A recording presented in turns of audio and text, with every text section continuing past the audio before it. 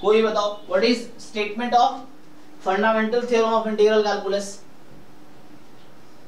Sir वही जो बताया था आपने हमें कि for integration from a to b for a function fx, it is the area bounded in y is equal to fx in x axis from a to b।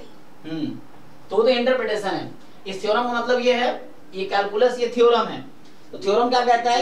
हाँ बताओ तो। fx अगर इंटीग्रेबल फंक्शन है तो integration of define integral a to b अगर capital fx plus c होगा तो a से b तक fx होगा f of b minus f of a, capital f of b minus capital f of a। Yes yes. तो ये कहना चाह रहे जैसे आप क्वेश्चन सॉल्व करते हो ना, तो जो क्वेश्चन सॉल्व करते हो उसके पीछे की जो थ्योरी है वही फंडामेंटल ऑफ इंटीग्रल कैलकुलस जो मैं दिखाता हूँ अभी आप समझो। बाकी तो आपको पता ही चल गया है कि इंटीग्रेशन जैसे ये 8 से b ये फंक्शन है y बराबर fx, ये लाइन है, इस लाइन की इक्वेशन है x बराबर a, इस लाइन की इक्वेशन है x is equal to b, ठीक है। और ये x एक्सिस जिसका इक्वेशन होता है y is equal to 0। So x axis x is equal to a, x is equal to b, y is equal to fx। इन चारों के बीच का जो एरिया होता है उसको हम रिप्रेजेंट करते हैं इससे a to b fx dx। ये सिंगल इंटीग्रेशन है। बाद में आप इसी को देखोगे, हम लोग आगे जब डबल इंटीग्रेशन पढ़ेंगे तो इसी को ऐसा लिखेंगे dy dx। तो y की लिमिट 0 से लेके fx, इसी को बाद में देखूंगा एक स्ट्रिप बनाया ना, तो 0 से fx। अब ये स्ट्रिप कितना मूव कर सकती है? तो a से लेके b तक, सो a से b। सो राइटिंग दिस और writing this both are same. और हर क्वेश्चन इंटीग्रल का वन वेरिएबल में ऐसे हो जाएगा, एरिया वाला क्वेश्चन सिंगल इंटीग्रल से भी आंसर आ जाएगा। वही डबल इंटीग्रल से करो यही चीज है, दोनों एक ही चीज है। एरिया अंडर कार्ड का ही तो एरिया अंडर कार्ड वो भी था ऐसे। हाँ वही हम डिस्कस कर रहे हैं, एरिया अंडर कर्व ही डिस्कस कर रहे हैं हम। वही मैं बता रहा हूँ कि एरिया अंडर कर्व का क्या मतलब है। तो ये इसको इंटीग्रेशन उसको रिप्रेजेंट करती है। ठीक है जी। तो यू राइट फॉर्मूला थोड़ा समझ नहीं आया इसमें। कौन सा? सेकंड वाला से ये वाला। ये डबल इंटीग्रेशन। आपने डबल इंटीग्रेशन पढ़ा है ग्रेजुएशन में? मतलब मैथ्स नहीं ठीक है। ऐसे ग्रेजुएशन में बीएससी में, पूरे बीएससी में मैथ नहीं था? अच्छा बीए था मेरा सर। हाँ बीए में भी मैथ नहीं है, ओके। तो ये सब हम आगे पढ़ेंगे। इसका नाम है डबल इंटीग्रल। जैसे यहाँ जो क्लास 12th में है ना वो सिंगल इंटीग्रल है, मतलब आप यहाँ देख रहे हैं 2 इंटीग्रल का साइन है यहाँ पे, देख रहे हैं ना। फिर ट्रिपल इंटीग्रल भी आएगा, 3 इंटीग्रल का साइन एक साथ रहेगा। तो ये हमारे जैम गेट के सिलेबस में है, जो कि आगे हम पढ़ेंगे जब जैम गेट का प्रॉपर सिलेबस पढ़ेंगे तब ये आएगा। अभी तो 11th 12th में बस इतना ही है 12th क्लास में। आगे जाके जैम गेट के सिलेबस में डबल इंटीग्रल, फिर वो ट्रिपल इंटीग्रल भी आएगा, 1 2 3 इंटीग्रल भी आएंगे। इसका क्या हो गया? सो इस तरह से 3 इंटीग्रल भी आएगा, dz dy dx। तो ये आएगा वहां पे, ये वॉल्यूम को रिप्रेजेंट करता है, तो ये आएगा धीरे धीरे आगे। ठीक है। तो अभी हम आते हैं पॉइंट पे, इस पे आते हैं कि what is meaning of this. तो बस वही बताया था एरिया अंडर अ कर्व का क्या मीनिंग है। Area under this curve is this और दिस, दो सारा सेम थिंग। तो ये जिन लोगों को पहले थोड़ा पढ़ा उनको समझ आ रहा होगा, जिन लोगों ने कभी पढ़े नहीं तो छोड़ दो इसको, बाद में हम पढ़ेंगे जब जैम गेट का सिलेबस कर रहे होंगे तब। अभी यहाँ पे आते हैं। तो ये बताना चाह रहा है ये x बराबर a, x बराबर b, x axis and y is equal to fx। इन चार कर्व के बीच के एरिया को ये रिप्रेजेंट करता है। ठीक है। Single integration is the area of the reason bounded by the curve this this this and this. ठीक है। चलो तो मैं सीधा बता देता हूँ फंडामेंटल थ्योरम, जैसे उन्होंने बताए थे अभी कि fundamental theorem of integral calculus क्या होता है।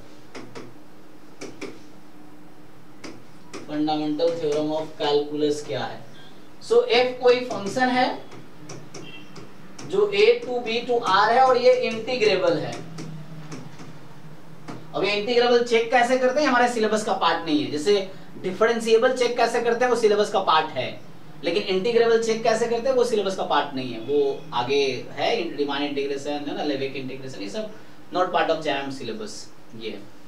तो अभी मान लिया इंटीग्रेबल है, मतलब इंटीग्रेशन किया जा सकता है a टू b।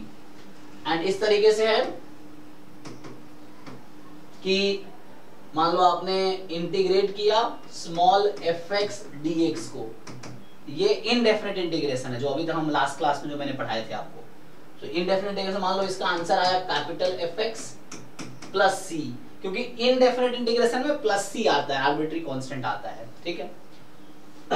देन है ना, इसका ये भी मतलब है, सो इसका दूसरा मीनिंग ये भी है कि इसका दूसरा मीनिंग है दैट इज, इसी का दूसरा मीनिंग क्या है कि डेरिवेटिव ऑफ कैपिटल fx जो होगा वो स्मॉल fx होगा, है ना। ये लिखना और ये लिखना सेम है, सो दैट इज राइटिंग दिस और यू राइट दिस। तो देन अब आपका definite integration, this is the indefinite integration. अब ये है definite integration f of x dx। तो करते हैं क्या आप लोग, आप लिखेंगे इसको जी जी जी ठीक है, मैं वही लिखूंगा एंड में, बस बता रहा हूँ आता कैसे है। तो आप ये लिखते हैं, इंटीग्रेशन करेंगे, ये आंसर लिखेंगे a टू b लिमिट है, अपर लिमिट माइनस लोअर लिमिट। जब आप अपर लिमिट पुट करेंगे तो क्या होगा, तो जब आप पुट करेंगे, है ना, अब जैसे मैं अभी आधा बता रहे, आप आधा बता रहे हो, इस वजह से यानी आपको मैं कह रहा हूँ आप इस लेवल पे हो, आपको पहले से पता होना चाहिए था व्हाट इज दिस, क्योंकि स्पेशली जो बच्चा एमएससी कर चुका है। हाँ तो याद, यही तो मैं कह रहा हूँ आपको याद होना चाहिए, इसलिए तो आपके एग्जाम नहीं निकल रहे हैं। ये सब तो सर कब हो चुका था बीएससी में। यस, तो आप मेरा पॉइंट क्यों नहीं समझते हो, आप हर बार अपने आप को जस्टिफाई करने लगते हो। मेरा पॉइंट ये है कि आपको याद नहीं है, इसलिए आपके एग्जाम नहीं निकल रहे हैं। आप पिछले 2 साल से गेट की तैयारी कर रहे हो, नहीं निकल रहा है, यही वजह है ना, क्योंकि आपको याद नहीं है। अगर आपको सारी चीजें याद होती जो 11th में है, 12th में है, बीएससी में है, एमएससी में है, अगर आपको सारी चीजें आती तो आपको कोचिंग की जरूरत नहीं पड़ती ना, आप सीधा एग्जाम निकाल लेते। So that is the point, वही मैं आपको बताना चाह रहा हूँ कि somehow you have to learn, you have to remember. अगर कोचिंग पढ़ने के बाद भी याद नहीं रहता है तो फिर नहीं निकलेगा, मैं ये बता रहा हूँ आप लोग, आपको या बाकी लोगों को भी, क्योंकि मेन पर्पस इज लर्निंग। आप कोचिंग 10 टीचर से पढ़ लो, क्या ही फर्क पड़ता है, आपके दिमाग में कुछ नहीं है तो एग्जाम में कुछ नहीं आएगा, simple. So that was purpose, ये बोल रहा हूँ कि you should know what is this. अगर आप नहीं जान रहे हो अभी तक ठीक है, अगर आगे भी यही हाल रहा तो फिर एग्जाम नहीं निकलेगा इस साल का भी। That is my point. पर एक मोमेंट पे जब एग्जाम, मतलब कोई बीमार तो पड़ ही सकता है ना, तो एग्जामिनर वो थोड़ी समझेगा, मैं तो वही कह रहा हूँ, एक्सक्यूजेस से काम नहीं चलेगा। एक्सक्यूजेस, आप अकेले बीमार थोड़ी पड़ते हो, पूरी दुनिया बीमार पड़ती है, तभी लोग अच्छा कर रहे हैं लाइफ में। ठीक है जी, तो ठीक है जी, तो ये सी कैंसिल, मैं बता रहा हूँ कि सी क्यों नहीं आता, तो यहाँ पे ये वाला फॉर्मूला बन जाता है। तो this thing fx dx a to b, this is this। सो इसको मिटा देता हूँ, तो मैं प्रूफ कर रहा था। The thing is, so this will be equal to, so ये वो थ्योरम है ना, this is that theorem। so ये इस थ्योरम का नाम है fundamental theorem of calculus, simple है ना। सो अगर कोई पूछता है क्या है, क्योंकि इंटरव्यू में ऐसे सिंपली पूछ लेता है, कहीं आप इंटरव्यू आगे फ्यूचर में देने की जरूरत पड़ेगी आपको, प्लेसमेंट में बैठोगे में से बाद तब, या पीएचडी में जाओगे तब, जो लोग एमएससी करेंगे तो प्लेसमेंट में ना, तो सिंपली वो पूछते हैं कि आपके बेसिस कितना ठीक है, कोई भी एक मतलब बेसिक चीजें पूछ लेगा। अगर आप वहां भी नहीं बता पा रहे, then what will be your impression, then तो you are not suitable candidate, then simple.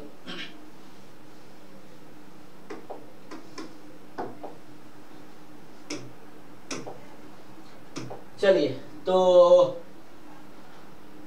Okay,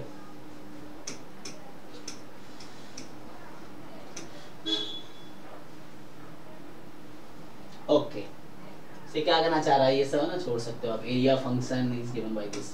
हम सीधा आते हैं यहाँ पे, तो कह रहा है first fundamental theorem of integral calculus, मैं लिख रहा था, हाँ। तो क्या कहना चाह रहा है, late f be the continuous function on the closed interval this and ax be the area function। अच्छा, एरिया फंक्शन क्या होता है, तो ये यहाँ डिफाइन किया है एरिया फंक्शन को, कि एरिया फंक्शन का मतलब a to x fx dx। तो आगे हम पढ़ेंगे, क्या पढ़ेंगे, Leibniz rule of differentiation under integral sign, उसका यहाँ पे यूज होगा। तो मैं थोड़ा सा आपको बैकग्राउंड दे देता हूँ। देखो ये सब क्लास 12th का बुक है, और अब मैं पढ़ता हूँ, देखो अब मुझे समझ आता, अच्छा ये वो सारी चीजें भी यहाँ इनडायरेक्टली यूज हो रहा है जो आगे जाके पढ़ना है, जैसे Leibniz rule of integration under difference under integral sign जो है, तो वो चीजें यहाँ यूज हो रही है इनडायरेक्टली। हालांकि जो 12th क्लास का बच्चा नहीं समझ पाएगा, लेकिन जैसा मैं पढ़ रहा हूँ तो मुझे समझ आ रहा है कि अच्छा तो वहाँ वो चीजें यूज हो रही हैं, तो आपको अगर पढ़ोगे तो आपको भी समझ आएगा हाँ यहाँ ये यूज हो रहा है। लेकिन जब बच्चा उसको पता ही नहीं है लेबनिज रूल क्या होता है तो वो नहीं समझ पाएगा।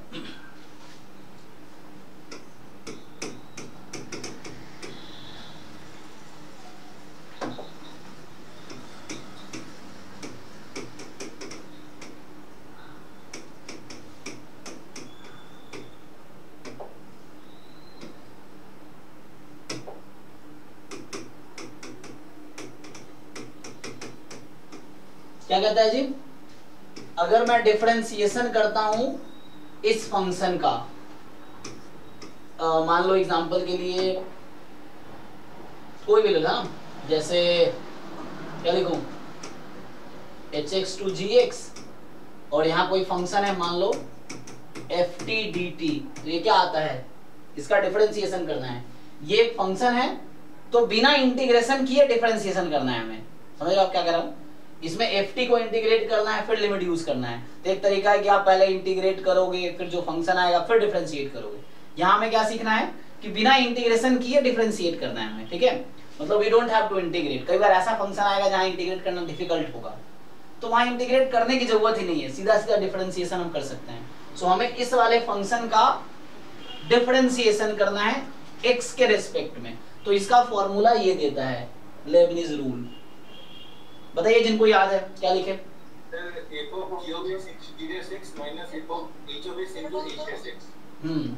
सो f यहाँ सिंगल वेरिएबल फंक्शन है ये, f of gx into g dash x minus f of hx into h dash x, और भी तो होगा नहीं, यहाँ पे होगा कि नहीं होगा ये बताओ। यहाँ पे कोई तीसरा टर्म आएगा? वो डबल नहीं से। हाँ, वो तब आएगा जब यहाँ 2 वेरिएबल फंक्शन होता, if this is a function of x and t both, तब ठीक है। तो ये सिंगल वेरिएबल फंक्शन है, ये 1 वेरिएबल फंक्शन है, so this is a 1 variable function, तो दिस इज एनफ, ठीक है। 1 वेरिएबल पे क्यों नहीं होगा? हाँ, क्योंकि तुम जो कह रहे हो ना, आप अगर बुक में देखोगे तो वहां क्या किया होता है, we differentiated with respect to x, यही ना। तो ये तो t का फंक्शन है, इसको x के रेस्पेक्ट में डिफरेंशिएट करूंगा, क्या आंसर आएगा? 0 आ जाएगा, इसलिए तीसरा टर्म नहीं आएगा। अगर यहाँ x भी होता, जैसे आप जो कह रहे हो वो ये कह रहे हो,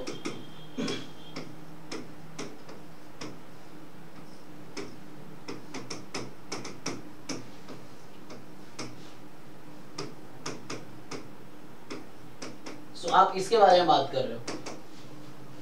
जैसे 2 वेरिएबल फंक्शन, ये क्या है, 2 वेरिएबल फंक्शन है, ये 1 वेरिएबल फंक्शन था, इसे 2 वेरिएबल फंक्शन है। अब इसमें जब इसको जब सिंप्लीफाई करोगे then you will get that. So यहाँ क्या होगा, सो अगेन सेम थिंग है, लेकिन एक टर्म और यहाँ पे आ जाता है। सो यहाँ क्या होता है कि t के जगह पे अपर लिमिट, तो f of gx comma x into g dash x minus f of hx x comma या इंटू यहां आएगा this into h dash x plus, बताओ भाई। Integration hx to gx d by dx fx dt।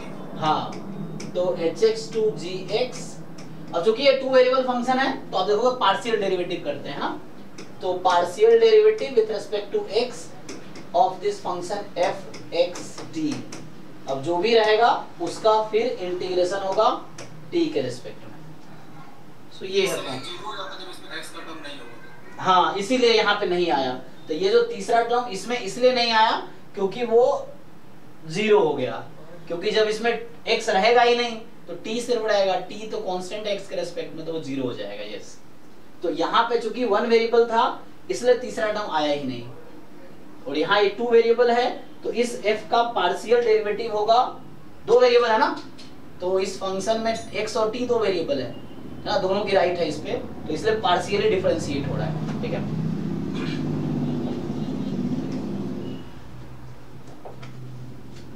Okay, ये सब भी आगे आएगा। What is a partial differentiation, ठीक है ना। तो जब एक से ज्यादा वेरिएबल होता है, जब डिफरेंशिएट करते हैं तो पार्शियल डिफरेंशिएशन होता है। इसमें बस इतना ही होता है कि दूसरा वेरिएबल एज ए कांस्टेंट रहता है। तो ये यहाँ पे यूज हो रहा है। मैं ये बताना चाह रहा हूँ कि this formula is being used here. ये क्लास 12 का एनसीईआरटी है, लेकिन इनडायरेक्टली देखो ax आपको दिया है और यहाँ a-x की बात कर रहा है, तो ये वो फॉर्मूला इनडायरेक्टली यहाँ यूज हो रहा है। अगर तुम डिफरेंशिएट करो इसको, यू डिफरेंशिएट दिस क्वांटिटी, तो जब डिफरेंशिएट करोगे तो क्या होगा, fx में x की जगह, हालांकि यहाँ fx ही लिख दिया इसने, तो क्या आ जाएगा, सर वो ft/dt होना चाहिए था। यस, तो ये लोअर लेवल पे इसलिए इसने fx लिख दिया है, but it should be ft/dt, otherwise वो x वेरिएबल है और लिमिट भी x में है, खुद x है और लिमिट भी x के टर्म में है, तो वो थोड़ा मीनिंगलेस टर्म हो जाता है। तो चूंकि ये लोअर क्लास की बुक है इसलिए उतना ध्यान नहीं दिया, but it has to be ft/dt, ठीक है ना। अदरवाइज ये प्रॉब्लम है, क्योंकि x वेरिएबल कोई x के टर्म में कैसे लिख सकते हो, x खुद वेरिएबल है यहाँ पे और उसकी लिमिट भी x में ही है, so that will be difficult, मतलब वो प्रिंट मिस्टेक होता है। यहाँ से अगर सॉल्व करोगे आप ft/dt तो सेम हो जाएगा, यहाँ आ जाएगा fx, फिर x का डेरिवेटिव 1 माइनस fa और a का डेरिवेटिव 0, सो ये हो जाएगा। तो यहाँ से ये fx आ जाएगा। तो ये यहाँ पे किया है कि a-x निकालोगे वो fx के इक्वल होगा जब x आपका a से b में है, ठीक है, इस तरीके से। So that we have to write. अच्छा, आप कुछ लोगों को याद आ रहा होगा, आपको same thing we use in case of CDF, आपको याद है? What is the meaning of CDF? CDF का डेफिनेशन क्या होता है? प्रोबेबिलिटी पीडीएफ और मूवमेंट ले हुए हैं उसके अंदर, ये मीनिंग है। और इसको आप लोग कैसे लिखते हो इंटीग्रेशन में?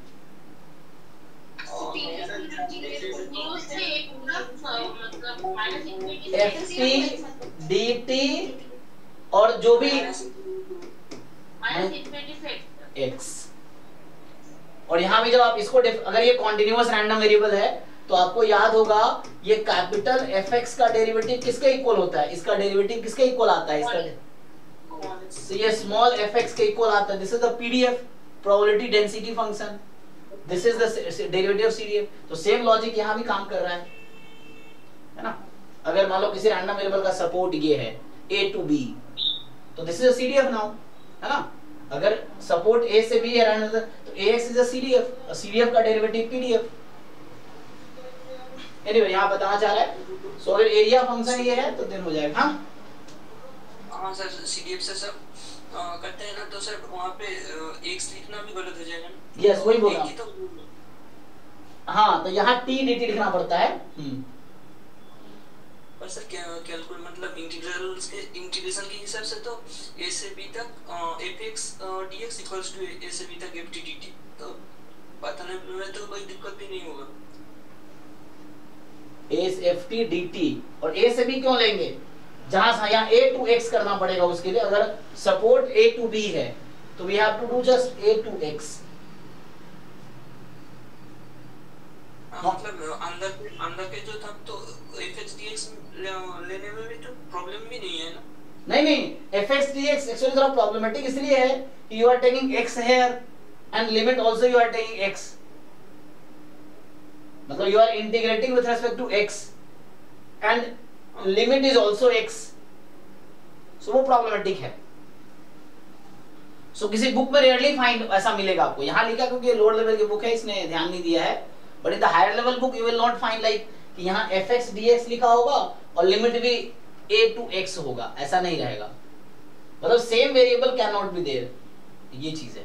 यहाँ वेरिएबल चेंज होगा, यहाँ t है, t की लिमिट है ऐसे x। चेक करो कोई हायर लेवल की बुक जहां तुम जो कह रहे हो, तुम यही कह रहे हो ना कि ऐसा लिखा होगा हाँ, वही बोल रहा हूँ कि you will not find any book जहां पे CDF ऐसा लिखा होगा, ऐसा नहीं होगा। यहाँ भी x और यहाँ भी x ऐसा नहीं होगा। सी सब लोग वहां पे या तो u लिखा होगा या t लिखा होगा या v लिखा होगा, कुछ अलग लिखा होगा, ऐसा नहीं होगा। यहाँ भी x है और यहाँ भी x है, तो x यहाँ वेरिएबल है जिसके रेस्पेक्ट में इंटीग्रेट हो रहा है और लिमिट में भी x है, सो दैट इज प्रॉब्लमेटिक। एनीवे, तो यहाँ पे अभी मैं बस समझाना चाह रहा हूँ कि कैसे डिफरेंशिएट हो रहा है, बाकी इसका कोई ज्यादा रोल नहीं हमारे पास यहाँ पे। ये इंटीग्रेशन का जस्ट एक कॉन्सेप्ट है, तो उससे इसको डिफरेंशिएट किया और ये आ गया। तो अगर कोई फंक्शन ऐसा दिया होगा डिफरेंशिएट करोगे तो ये fx आ जाएगा। Anyway, second form fundamental theorem of integral calculus, जो कि मैंने अभी आपको लिखाए थे, है ना, कि f be the continuous function defined on the close interval a b। f कोई कॉन्टिन्यूअस फंक्शन है, डिफाइंड है किसी क्लोज इंटरवल a b पे। तो ये भी आगे आता है, कोई कॉन्टिन्यूअस फंक्शन है, क्लोज इंटरवल पे डिफाइंड है, तो पक्का इंटीग्रेबल तो होगा, कॉन्टिन्यूअस है ना। तो अब कह रहा है f be the anti derivative of f, capital f be the anti derivative of, इसका मतलब क्या है, capital fx is integration of small fx। ये कह रहा है capital f is the anti derivative, मतलब अगर तुम स्मॉल f को डिफरेंशिएट करोगे, सॉरी कैपिटल f को डिफरेंशिएट करोगे तो स्मॉल fx आ जाएगा, ठीक है। सो ये है एंटी डेरिवेटिव f का है। तो बोल रहा है fx dx a to b will be this fb minus fa। सो ये जो है ये आपका है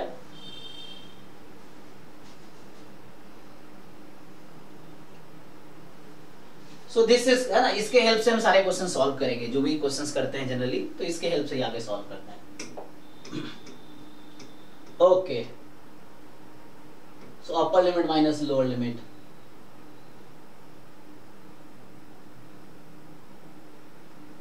कह रहे हैं ना, इसमें जो है fx dx a to b में function f needs to be well defined and continuous, है ना, continuous होने चाहिए। तो तुम्हें याद है कि क्या करते हैं हम लोग, जो ये ग्रेटेस्ट इंटीजर फंक्शन होता था, जो शुरू के एक दो क्वेश्चन सॉल्व किए थे, उसको इंटीग्रेट करने के लिए तुम्हें याद है, मान लो अगर 1 से 5 है तो कैसे इंटीग्रेट करते थे हम ग्रेटेस्ट इंटीजर फंक्शन को?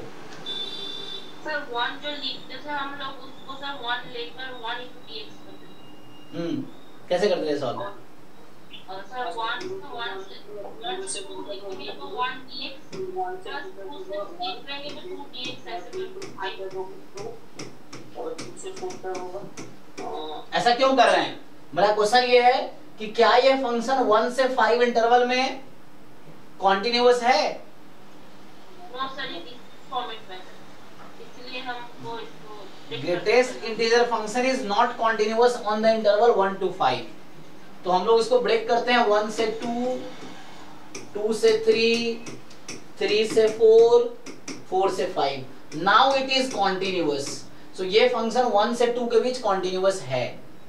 ये जो फंक्शन है 2 से 3 में कॉन्टिन्यूअस है। ये जो फंक्शन है 3 से 4 में कॉन्टिन्यूअस है। तो हमने इंटीजर पॉइंट पे ब्रेक कर दिया, क्योंकि इंटीजर पॉइंट पे डिसकॉन्टिन्यूअस होता है ग्रेटेस्ट इंटीजर फंक्शन, इसलिए हम ब्रेक करते हैं इसको यहाँ पे। बड़ा नंबर आ जाएगा, नहीं बना सकते हो ना, इसको तुम ऐसा लिख सकते थे, समेशन k से लेके k+1, k starting from 1 to 4। देखो यही हो गया, ऐसा लिख दो। ये जो इतना लिखा मैंने 4 टर्म, उसको शॉर्ट में ऐसा लिख दो। सर ये सर ब्रैकेट में तो k होगा ना? कौन से ब्रैकेट में? तो वो ब्रैकेट में x जो आपने लिखा है वहां पर k होगा सर। वो तो बाद में सिंपलीफाई करेंगे तो क्या होगा। अच्छा ठीक है, अभी ये फॉर्म है, बाद में सिंपलीफाई करोगे तो यू कैन ब्रेक। एनीवे बस बता रहा हूँ क्या हो रहा है, देखो। सो और यहाँ पे तो यही कहना था, नीड्स टू बी कंटीन्यूअस, है ना। ओके, कंटीन्यूअस होना जरूरी है, तुम्हें पता है ना। फिर इसी वजह से ये कॉन्टिन्यूअस है तो ये प्रॉपर इंटीग्रल है। अगर ये फंक्शन मान लो a to b में जब कॉन्टिन्यूअस कोई पॉइंट पे डिसकॉन्टिन्यूअस हो जाता है तो उसको क्या बोलते हैं हम लोग, या कोई लिमिट इंफिनिटी आ जाती है तो क्या बोलते हैं? Improper integral. तो वो जाके इम्प्रॉपर इंटीग्रल आता है, ये भी हमारे सिलेबस में है ना। तो बाद में अगर ऐसा होगा कि इसमें कोई पॉइंट पे फंक्शन डिफाइंड ही नहीं है, fx कॉन्टिन्यूअस छोड़ दो, डिफाइंड ही नहीं है, इस बीच के a से b के इंटरवल में मान लो फंक्शन इज नॉट डिफाइंड, तो जैसे एग्जांपल के लिए तुमसे पूछूं 1/x dx -1 से 1, क्या आंसर आएगा इसका? ये 0 आएगा। बाकी लोग बताइए। लेकिन क्या ये फंक्शन 0 पे डिफाइंड है? नहीं, तो 0 पे कैसे इंटीग्रेट हो जाएगा? क्या -1 से 1 के इंटीग्रेशन में ये फंक्शन डिफाइंड है? नहीं, तो डिफाइंड नहीं है। फिर इसके लिए सर एप्सिलॉन चूज करना पड़ेगा। तो ब्रेक कर सकते हो तुम, है ना? -1 प्लस एप्सिलॉन ऐसा कर सकते हो तुम। 0 पे डिफाइन नहीं है ना, ये improper integral actually. This is improper integral because 1/x is not defined in the interval -1 to 1.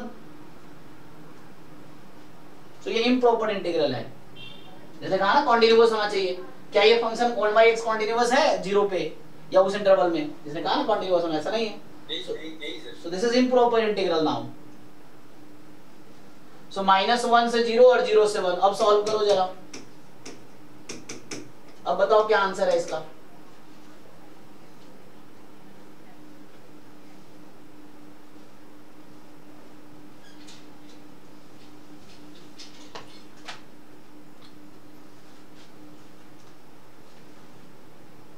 क्योंकि 0 पर डिफाइंड ही नहीं है ना फंक्शन।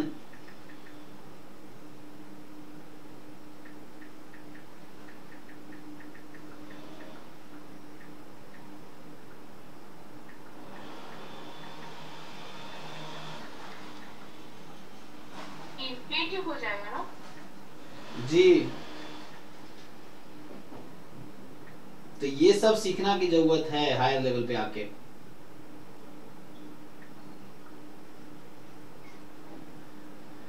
इन्फिनिटी कैसे? माइनस इनफिनिटी है। क्या होगा बताओ? हाँ तो ये तो एक्चुअली इंडिटरमिनेट फॉर्म में आ जाएगा ना? बताओ बताओ क्या होगा? तो वो जो log 0 और -1 है वो तो इंफिनिटी हो जाएगा, फिर उसके बाद प्लस इंफिनिटी ऐसे करके हो जाएगा। सर log 0 इन्फिनिटी कैसे होगा? log 0 तो अनडिफाइंड होगा ना। log 0 इज अनडिफाइंड है क्योंकि 0 प्लस पे जाओगे तो राइट हैंड लिमिट में प्लस इंफिनिटी है, 0 माइनस पे आओगे तो माइनस इंफिनिटी है ना? तो 0 पे क्या होगा? 0 की लेफ्ट हैंड लिमिट लोगे तो माइनस इंफिनिटी हो जाएगी ना?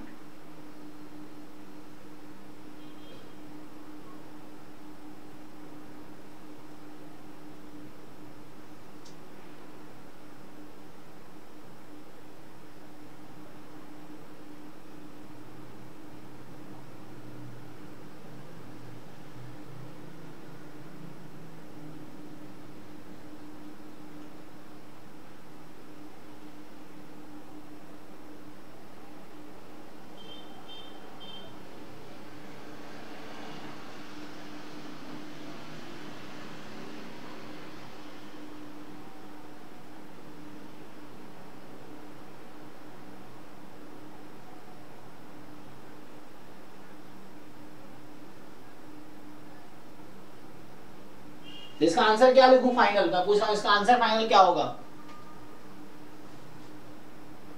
इंफिनिटी होगा। मेरा तो 0 होगा। सो 0 नहीं होगा, ठीक है? Answer is does not exist. तुम्हारा 0 पता क्यों आ रहा है? क्योंकि ये तुम्हारा log, चलो मॉड लगे, log मॉडिफ log 1 0 हो जाएगा। तो तुम्हें लग रहा होगा कि यहाँ पे चलो log ये तो -1 से लेफ्ट हैंड लिमिट है, तो लेफ्ट हैंड लिमिट है तो 1/x का ग्राफ कैसा होता है? ये और ये। सो जब लेफ्ट हैंड लिमिट है तो माइनस इंफिनिटी, तुम्हें लग रहा है यहाँ माइनस इंफिनिटी और यहाँ प्लस इंफिनिटी। सो क्या तुम्हें लगता है माइनस इंफिनिटी प्लस इंफिनिटी मिलकर 0 होता है? Is it? ये तो नहीं होता, मतलब सर वो नंबर थोड़ी है। हाँ, सो नंबर थोड़ी है। और हम सोचेंगे तो कुछ बड़ा, मतलब बहुत बड़ा है, बड़ा था। Yes, but it will not be 0। सो ये 0 नहीं होता है। सो इसका आंसर है डज नॉट एग्जिस्ट। लेकिन अगर बच्चों वाले तरीके से सॉल्व करोगे तुम्हें लगेगा ये ऑड फंक्शन है, -1 से 1 ऑड फंक्शन 0। लेकिन अब हम बड़े हो गए हैं तो हम उस लेवल पे सोचेंगे एक थ्योरेटिकली, तो this function is not defined on this interval, so this is improper integral and answer is does not exist. This is the correct answer, ठीक है? सर ऑड में 0 नहीं होता है, ऑड में 2 into मल्टीप्लाई होता है, जिससे भी log 1 minus log 0 ही आ रहा था। अरे तुम कहाँ खो गए? ऑड में 2 से मल्टीप्लाई होता है। अभी पढ़ाऊंगा, ये आज ही पढ़ाऊंगा, ये वाला कॉन्सेप्ट अभी अभी आएगा, अगला एक्सरसाइज है ये। Minus A to A F X D X. बताओ अगर ऑड फंक्शन है तो क्या होता है? हैं? जीरो ना? क्या करो भैया मन, तुम बताओ, तुम कंफ्यूज हो गए। टू टाइम कब होता है ये? इवन फंक्शन में होता है। हैं? जीरो इवन फंक्शन में होता है। यही होता है। तुम्हारा भी दिमाग खराब हो रहा है, जाके पढ़ो, बेसिक ठीक करो। बताओ इसको तुम क्या बोलते हो, ऑड फंक्शन इवन फंक्शन? और फिर ऑड में तो जीरो होता है, तो टू टाइम कब से होने लगा?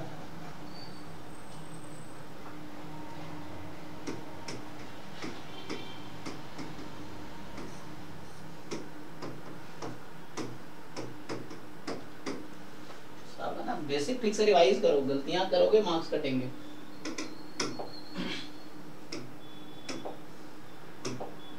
एनीवे आगे बढ़ते हैं।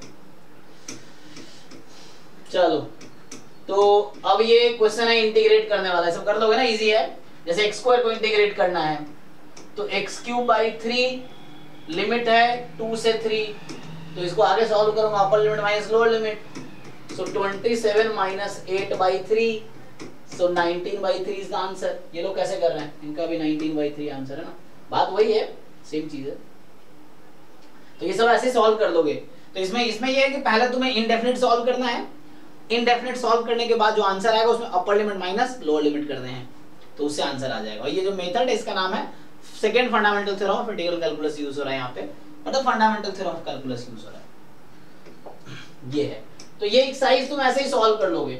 अब तुम लोगों को रिवाइज करना है, तुम लोग 12th में तो हो नहीं, तो एक बार देख लेना है कि you have the idea how to solve questions, और ये थ्योरम्स के स्टेटमेंट्स क्या है ये याद रखना पड़ता है। कई बार 4 स्टेटमेंट लिखा रहेगा, चूज द ट्रू स्टेटमेंट। अब थ्योरम का स्टेटमेंट ठीक से याद नहीं रहेगा तो तुम्हें समझ ही नहीं आएगा चारों ऑप्शन में कौन सा ट्रू है कौन सा फॉल्स है, सब ट्रू लगेगा तुम्हें।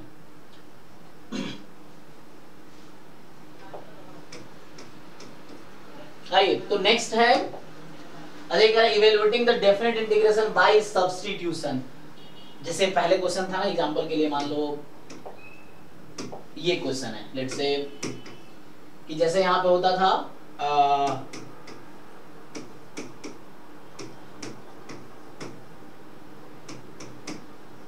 मान लो ये क्वेश्चन है फॉर एग्जांपल, ठीक, इसको इंटीग्रेट करना है, क्या आंसर आएगा अपने हिसाब से बताइए आप लोग?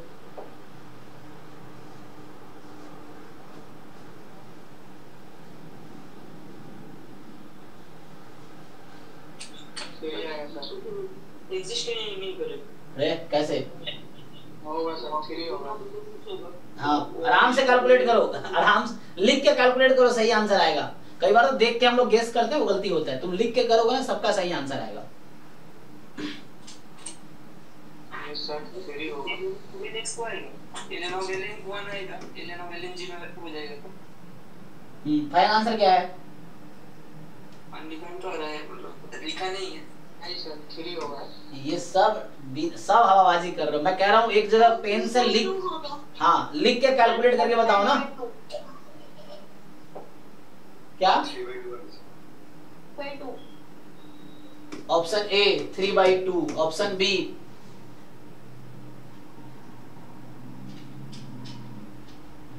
सबका 3/2 है। यस सर 3/2 है। बाकी लोग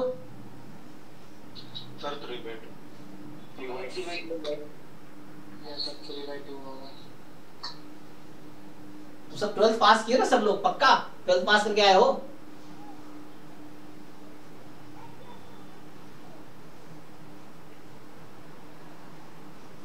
कॉन्सेप्ट क्लियर है, कैलकुलेशन कर सकते हैं। सर हाफ इनटू log 2 का होल स्क्वायर आ रहा है। ठीक है, log 2 ln 2 का होल स्क्वायर बाई 2 आपका आ रहा है, ठीक है। सर 2 log 2 by 2 आ रहा है। 2 log 2 बाई 2 तो कट जाएगा वो। हाँ तो log 2 ही है, 0.2 इसका आंसर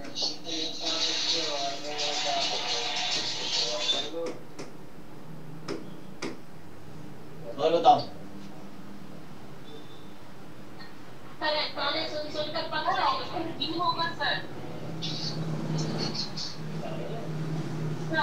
मतलब ln2 whole square by 2। Okay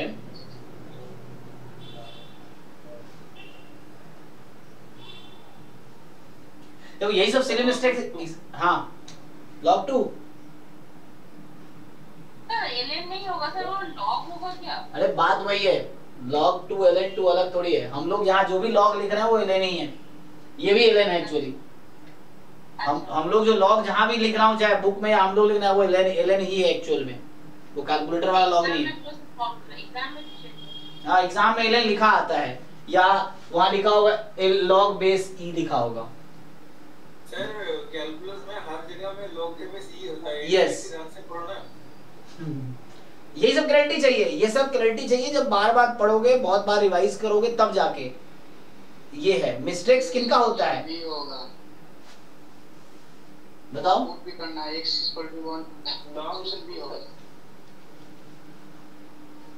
तो ध्यान देवे नहीं कि x को पुट करना, t में कन्वर्ट करना भी होगा ना। बी होगा। Yes sir. सो सिंपल होता क्या है, जब आप वेरिएबल चेंज करते हो तो लिमिट भी चेंज करो। हाँ सर, लिमिट चेंज करना भूल गए। हाँ तो जब भी आप वेरिएबल चेंज करो, साथ में लिमिट भी चेंज करो, वरना गलत हो जाएगा। सो ठीक है ना, जैसे सबने इंटीग्रेशन ठीक किया, लेकिन गलती कहाँ किया लिमिट पुट करने में। होता क्या है, जैसे आप कह रहे हो t बराबर हम ले लेंगे log x, बेस e नहीं लिखो तो अभी बेस e ही है। तो यहां से आप जानते हो आप लोग dt बराबर 1/x dx, तो ये dx और x मिलके dt बना लेगा।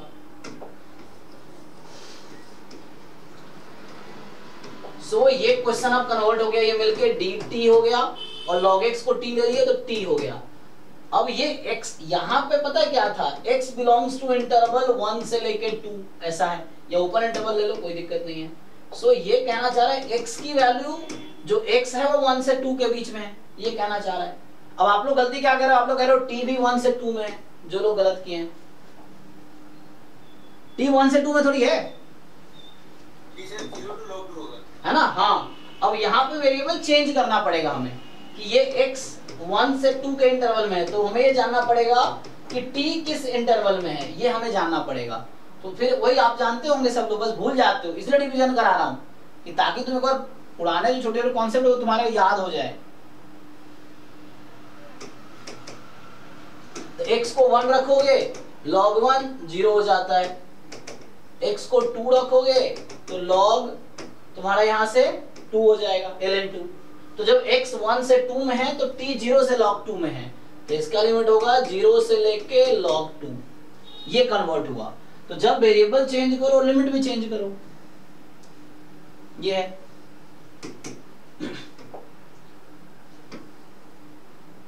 और बस अब t का इंटीग्रेशन t²/2, लिमिट 0 से लेके log 2, ये पुट करोगे तो log 2 का होल स्क्वायर माइनस 0, तो 0/2 ये आंसर है। ठीक है ना। तो मिस्टेक कहाँ हुआ, लिमिट चेंज नहीं किया आप लोगों ने। तो वो ध्यान रखना है कि जब आप वेरिएबल चेंज करो कहीं भी, तो साथ में लिमिट भी चेंज करो।